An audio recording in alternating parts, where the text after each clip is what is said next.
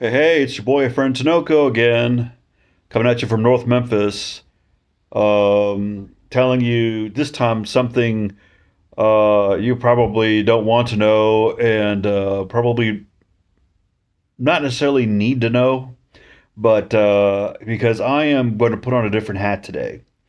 Dirty secret: I am a Woodrow Wilson Fellow coming out of undergrad, which means that I have demonstrated interest and potential in public policy. And also, I am a graduate of the Fletcher School of Law and Diplomacy, which is literally international relations. Um, so I comment on things related to Mexico a lot because of my sensitivities, academic sensitivities, social reach, and my personal experiences. So anyway, there is an article that has now reached my feeds because it comes from which is of interest because it comes from the Brookings Institute. Now, the Brookings Institute is what is a think tank, and a think tank is a institution like university that um, produces findings. Okay, findings of research. But in this case, a think tank, let's say like the Heritage Foundation, for example, is a think tank. Um, let's say I think Prager.edu is a think tank, as is the Brookings Institute and the Rand Institute. And what they do is they release small papers that support specific policies. Um, and the apparently, from what I can tell, the Brookings Institute is rather non-aligned politically, but they do have some political. Um, they had to do some policy slash political focus, and in this case, the Brookings Institute, which is actually a very highly regarded place, um, which is why this is of interest, is actually taking a double-barreled shot at the current administration of Mexico. Okay.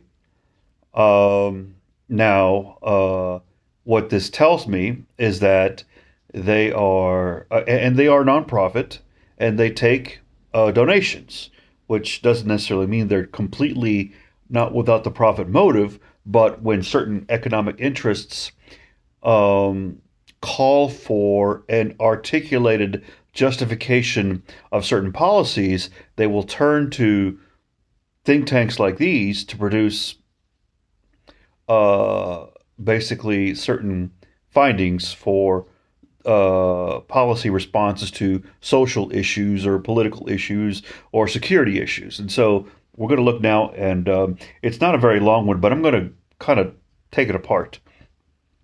First of all, I'm going to call out the two authors. The first one is Valerie Wertschafter, and she's the junior of the two authors. Senior data analyst, she has a doctorate, which is 1 degree higher than what yours truly has, from UCLA in political science. A dissertation focused on new media and violence in Brazil. Okay. Well, interesting because a lot of political violence in Brazil was due to the things that led up to what brought in and what eventually brought down Bolsonaro, focused on the public largesse of the World Cup and the Olympics, as well as a lot of divisive politics. So the other one is Arturo Sarucan, and he's a non-resident senior fellow, but he's a former ambassador of Mexico to the United States. Interesting enough, the former ambassador of Mexico to the United States from the Calderon presidency, 2006, 2012. Okay, two big things about that. First of all, The Calderon presidency is the one whose head domestic security chief, top cop, is now arrested and convicted in the Southern District of New York, basically the federal court in Brooklyn, for for taking hundreds of millions of dollars in bribes in exchange for the protection and the incubation of El Chapo's drug cartel, which allowed it to spread all around. And so basically, they would pursue El Chapo's rivals, and El Chapo would be allowed to grow the Sinaloa cartel and pay the guy who was there the whole time for the 6 years hundreds of millions of dollars, most of which is in Miami right now, frozen in U.S. accounts. Ironically, some of it has been unfrozen. The ones in Mexico that have been frozen by Mexico, it was unfrozen by the Supreme Court of Mexico. More on that later. Let's continue. Okay. So Mr. Sarukhan has had a number of Ambassador Sarukhan has had a number of different positions in different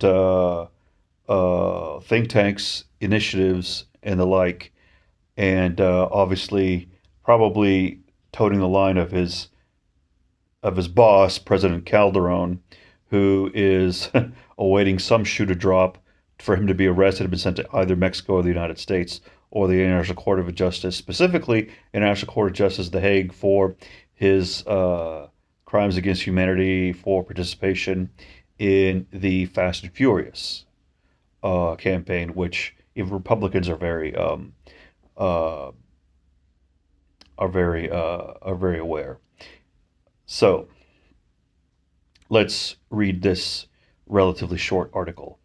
As Mexico's Senate celebrated the passage of a bill designed to curb the power of the National Electoral Institute, the INE, or the INE, in Mexico, the nonpartisan and independent agency that oversees elections, the country took another step backwards towards its decade-long authoritarian past.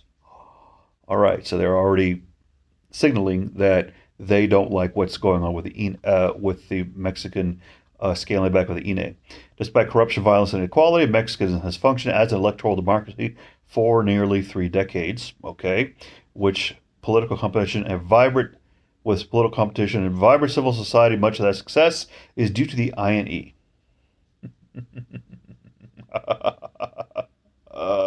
Under President Andrés Manuel López Obrador, a pugnacious and charismatic leader.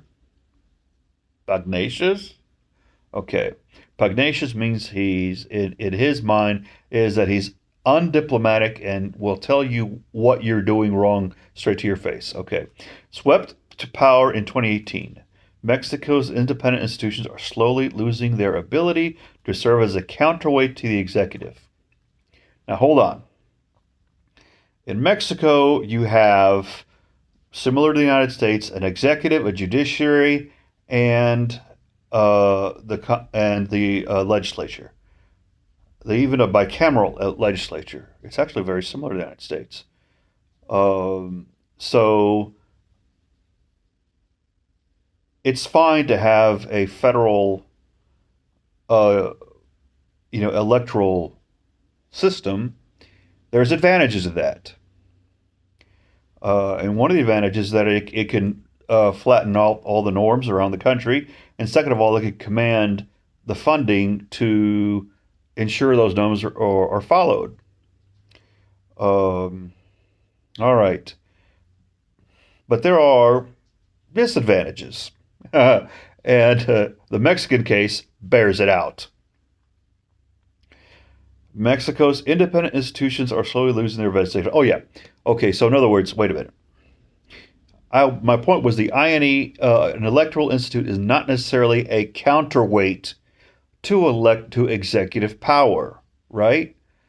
It is an independent institution used to to ensure certain integrity. Now, the counterweight to executive power is the judiciary and the legislature, right? Right? That is why we have the division of power, uh, in the United States, and similarly, Mexico. Imagine that. Okay, so I think they're kind of giving it a little more. They're expanding its role. uh, The latest attack on the INE may be Lopez Obrador's most brazen of all, yet the U.S. government has constantly maneuvered to avoid losing cooperation on vital domestic issues, particularly immigration along the southern border. Right. And immigration. Well, Mexicans don't immigrate anymore, but they do take in people from like Venezuela, Haiti, Colombia, Nicaragua, Honduras that come up through Panama as far south as the Darien Gap, which is the border between Panama and Colombia, which is something right out of Tarzan's worst nightmare. Um, and and and and come all the way up to Mexico to get to the United States, but not Mexicans. Um, However, failing to speak out emphatically against Mexico's steady march back toward authoritarianism, despite recent rhetoric about standing up for democracy, comes at its own risk. An unstable or even autocratic Mexico could exacerbate domestic challenges, including the fight against the opioid epidemic, turbocharged by fentanyl, and relegate President Joe Biden's seemingly firm commitment to democratic governments to a mere rhetorical bluster. Okay, seemingly firm commitment. Okay, that's fair. I agree with that pot shot. Um, However, could exacerbate domestic challenges, including the fight against the opioid epidemic turbocharged by fentanyl. Okay, the opioid epidemic turbocharged by fentanyl. I think we all agree that Mexico is not at fault for the fentanyl crisis in the United States. Um, okay, because the fentanyl comes from the ingredients come from China and India, and from there, fentanyl is delivered from China and India to not only Mexico but also to the United States directly, and also to Canada. And by ignore this, to ignore this fact, which is a well publicized bit of intelligence from the federal government, is to selectively look at the facts to put diplomatic pressure on Mexico. By the way,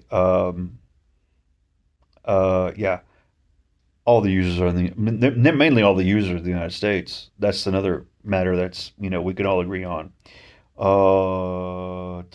Let me skip to other aspects of this not very long article. Since 2000, the IFE, which became the INE in 2014 after reforms, has overseen 3 additional presidential elections, all of which have featured Lopez Obrador as a candidate. In the 2 elections he lost in 2006, 2012, Lopez Obrador leveled allegations of fraud. I think people by and large agreed that it was fraudulent in 2006. um, let's see. In one of these elections, he attempted to establish a parallel presidency. Okay, I got to look that up. I didn't know that. In the 3rd election held most recently in 2018, he won. Okay, with a promise to create an authentic democracy, free of corruption and waste. Mission accomplished. Mission accomplished. By early 2021, he had zeroed in on a favorite target, the INE. Okay. Let's see. He long maintains a grudge against the INE for certifying the 2006 presidential election, which he lost by razor-thin margin, and which, despite his assertions of fraud, international observers viewed as reflective of the legitimate will of the Mexican citizens. Got to look that one up. Got to look that one up. Of the fact that international observers viewed. So that's a third party hearsay. I don't see any notations on this. To the future, the last thing he wants to do at the swearing in ceremony of the president is place the presidential sash over the shoulders of an opposition president, and in doing so, jeopardize the legacy of his so-called fourth transformation and the survival of his pet projects and policies. More on this later in the article. There is such thing as the Cuarta Transformación, aka fourth transformation, and the survival of pet projects and policy. So interesting that Mr. Sarukan is at least maybe whoever Valerie Warshafter or Sarukan is reducing these to the labels of pet projects and policies.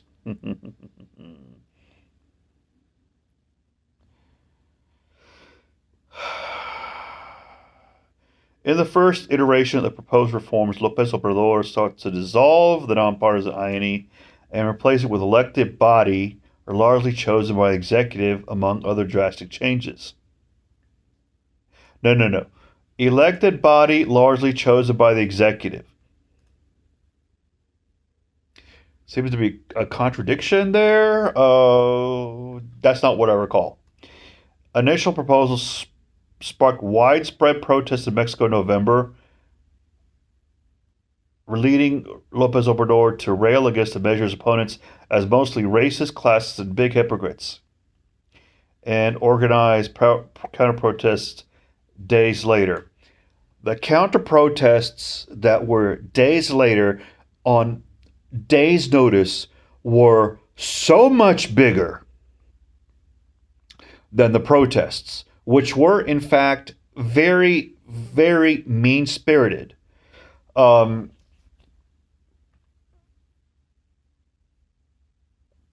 of the actual people that came that spoke and went viral on TikTok called the president pata rajada, which means cracked foot. The sole of his foot was cracked from walking around without shoes out on the ground, which means he doesn't wear shoes, which obviously refer to his possible, if not identified, Native American heritage.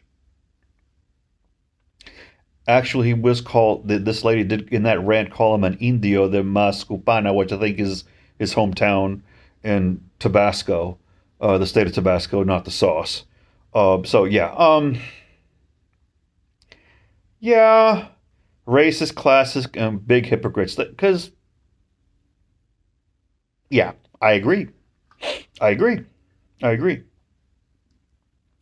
So the first proposal stalled, mainly because of some infighting within their own party. And I will talk about this a little later in another time, the infighting, when I talk about Ricardo Monreal. And specifically, Ricardo Monreal did not wanted an INE because he was not popular, but he wants to be the next president. So he doesn't want the democratic process of nomination to occur. He wants to be assigned to be the ruling party's candidate. Immediately after the first proposal stalled, Lopez Obrador's allies put forward a so-called Plan B, which would not change the INE structure, but would instead gut its budget and bandwidth. Mexico's INE has a budget in excess of $1 billion.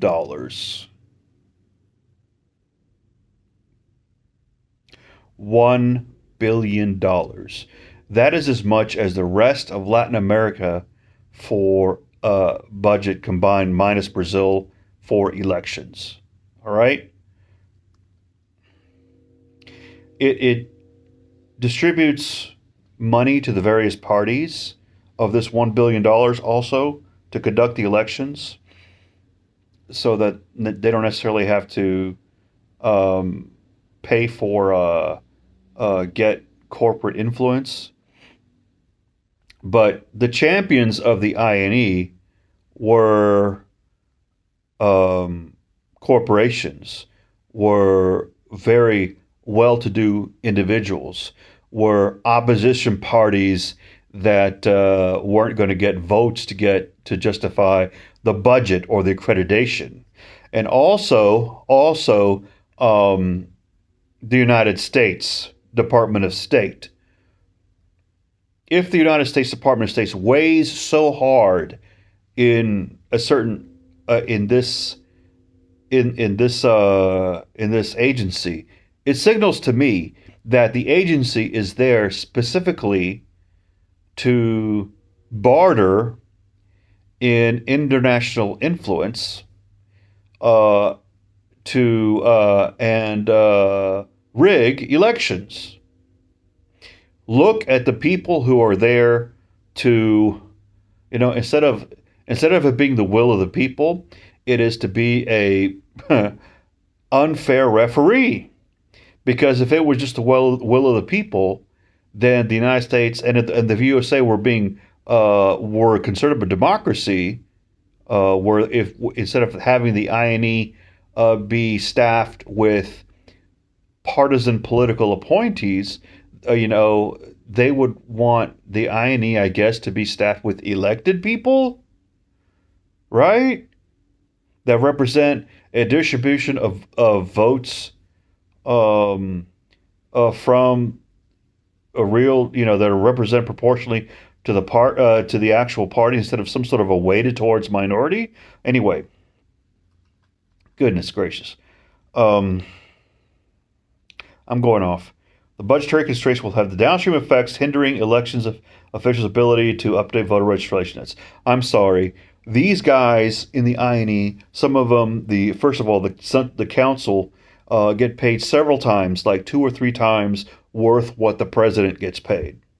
They get this crazy, there's this trust fund there that pays millionaire pensions. In fact, the guys that are now about to step down are going to get hundreds and hundreds and hundreds of thousands of dollars in severance, like close to $1 million between the two of them. Okay. Plan B also restricts elections officials' power to penalize candidates who violate campaign laws and punishes individuals who slander the government while disseminating election-related materials. The INE sanctioned the president for other people having made little stuffed dolls of him in his caricature. The INE disqualifies ruling party candidates who are very popular with their own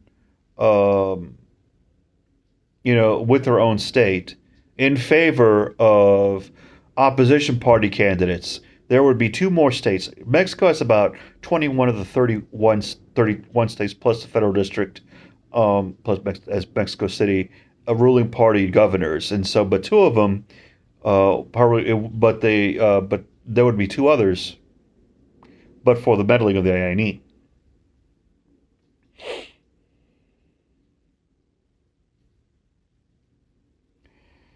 Let's see. López Obrador's attack on the INE represents the latest action to undermine independent institutional capacity. This objective underpins many of its austerity measures, which have reduced institutional bandwidth and eviscerated government agencies, regulators, and independent and autonomous bodies, both in terms of budget and manpower. Well, you can have government waste, right? Promising to fight against the mafia of power, the president regularly schedules popular consultations for major initiatives, including the controversial and expensive scrapping of Mexico City's airport in favor of his proposal. Mexico City's third airport was about to be built on the naked, exposed mud flat of the former lake bed. I took the airport that was replaced that, okay? And it was a cream puff. It is a wonderful airport that they replaced. The one over Texcoco on the mud flat. Incredible. It would have been a total waste of money to finish that first airport, or that other airport that he scrapped. Right now, they're turning that land into a urban uh, botanical park, which is a great application of that land, actually.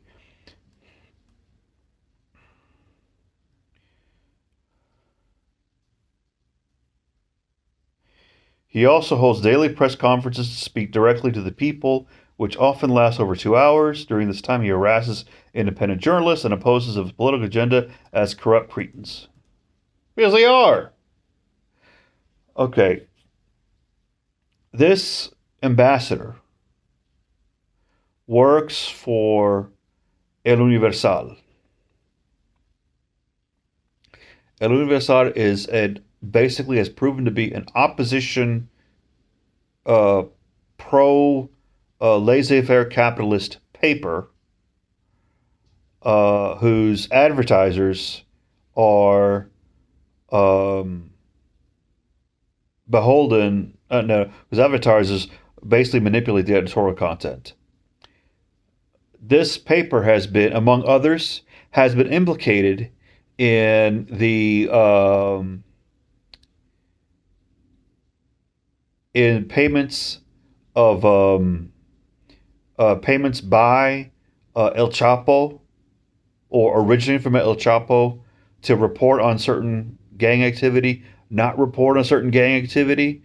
Uh, so, I mean, the mainstream press is completely discredited, specifically by the ongoing things around the trial of Genaro Garcia Luna, who was the colleague of this gentleman, uh, who is this ambassador, the Mexican ambassador to the U.S. How could the Mexican ambassador to the U.S. not know of these activities surrounding uh, Fast and Furious, right? How could he not know about the activities of which the director of national security was involved in to favor these drugs? This man was probably a recipient of these of some of these bribes, indirectly or indirectly. So far, Lopez Obrador's authoritarian acts have done little to dent his popularity. The man has been cleaning house in the Mexican government, and they have. That's why, actually, the opposite of true is true. They elevate his popularity.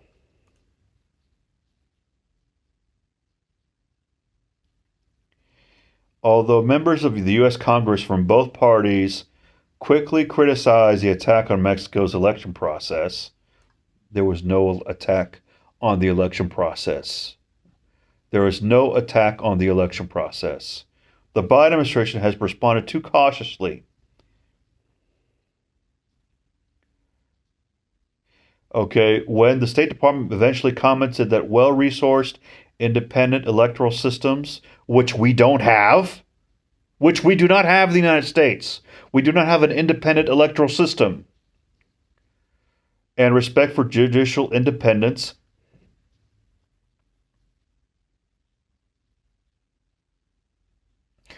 the Mexican Supreme Court has released several of the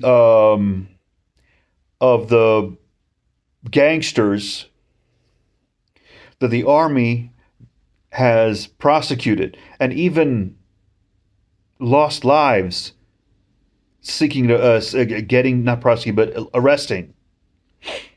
getting and arresting. They don't have an independent judiciary. The judiciary is beholden to the people that are slipping from power because of the fact that the people recognize them as corrupt. Hours after Genaro Garcia Luna was convicted and sentenced to life in prison in Brooklyn, the head of the president of the Mexican Supreme Court, Miss Pina, unfroze the accounts also of the wife of his wife here in Mexico, unfroze the properties. She is as crooked as a football bat. If you can imagine what a bat would look like to hit a curveball thrown at you in the form of a football. I don't know.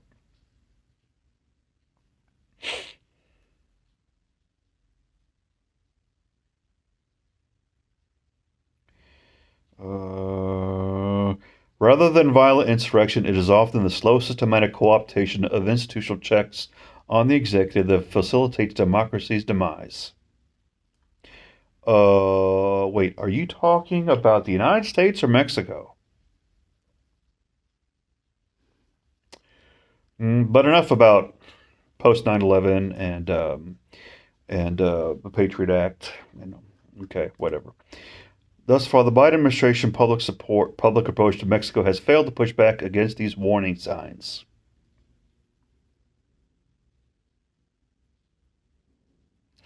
Thus far, the Biden administration's approach to Mexico has failed to push back against these eliminations of levers of of American influence.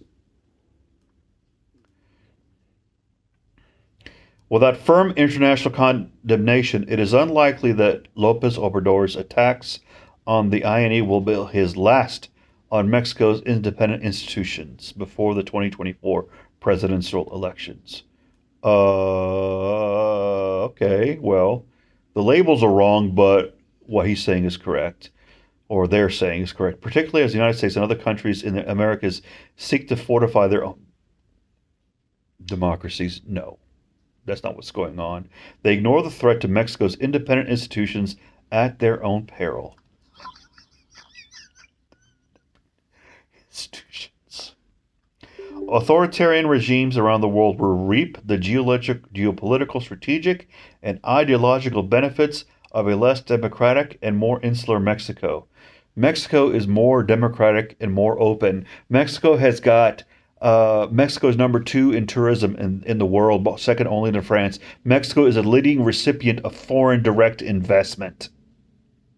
In spite of the fact that it's not a fiscal paradise anymore, in spite of the fact that they're going to come in and in spite of the only people that are staying clear of Mexico are the oil companies, because oil companies in the United States depend on subsidies from the federal government. They are not smart enough or shrewd enough to build a refinery or explore any more oil without a government subsidy from that of the United States.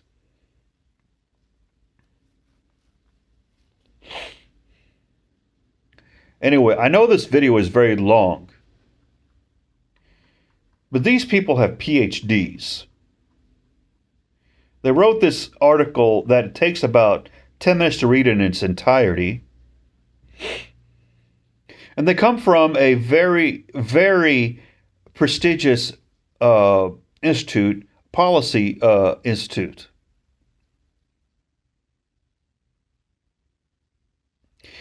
This, I would say it's bullshit, but I know a better word. It's sophistry. Sophistry perhaps on the junior level person writing this with her PhD, but Arturo Saracan, the senior level person, oh, he has an agenda. He wants to keep his ass out of jail. If they were to, if Mexico were to elect a opposition party member, then he's scot free. If Mexico were to elect a Morena member, let's say Dr. Claudia Sheinbaum, who is the right now the governor of Mexico City, or Marcelo Ebrard, who is the Secretary of Foreign Relations for Mexico, or I forget his name, the guy who is the head of governance, basically equivalent to a vice president. I don't know. I'll talk more about the people who are the leading candidates later, especially when I recall their names readily. But I'm going to say that Arturo Tarakan, this little screed of yours is probably your attempt to get the United States to intervene and make sure that there is an INE that could that could host U.S. intervention to keep your ass out of jail. Because Genaro Garcia Luna is going to come singing. He's probably going to get your boss thrown in jail now because he wants to get visitation rights or get out of jail after 25 years or so instead of a lifetime.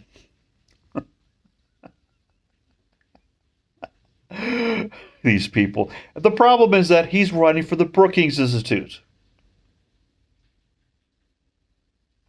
which will probably raise a lot of money from donors to reopen the Mexican political economy to foreign influence and close it to the will of the people in the name of democracy. This is your boy, Friend Tinoco, coming at you live from North Memphis again. Hasta la vista, baby.